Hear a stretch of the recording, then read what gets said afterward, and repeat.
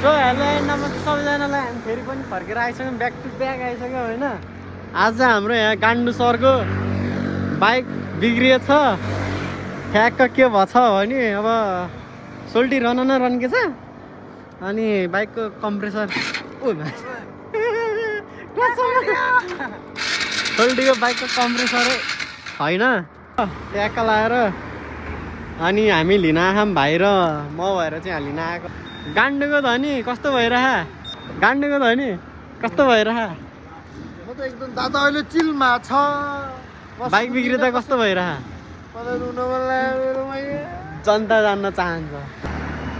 guys हाम्रो गान्डु sir तनावमा भएर ग्यारम भइरह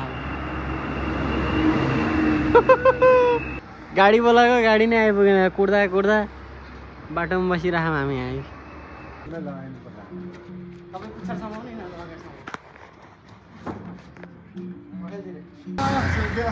ल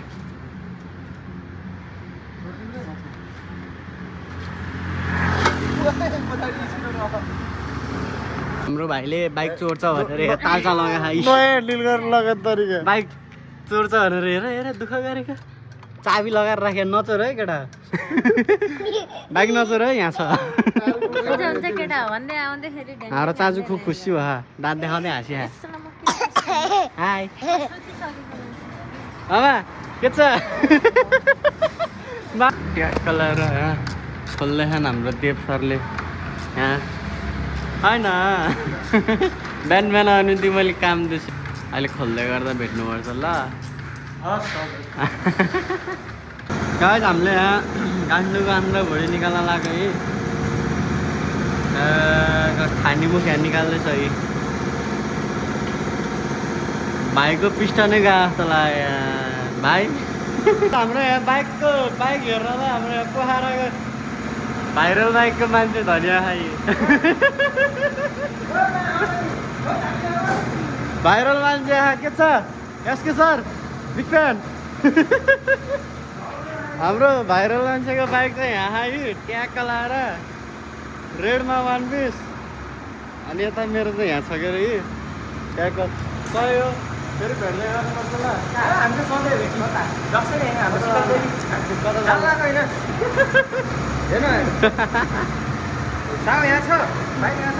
मेरो बिग फ्यान भेटिसक्यो मैले हो कि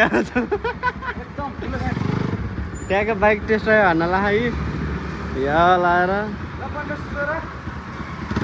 हाम्रो गान्डु सरको भेल भाङ्गेछ धेरै बाइक कुदाएछ भेल भाङ्गेर यस्तो बनाएछ बाइक धेरै कुदाएर क्या गाह्रो छ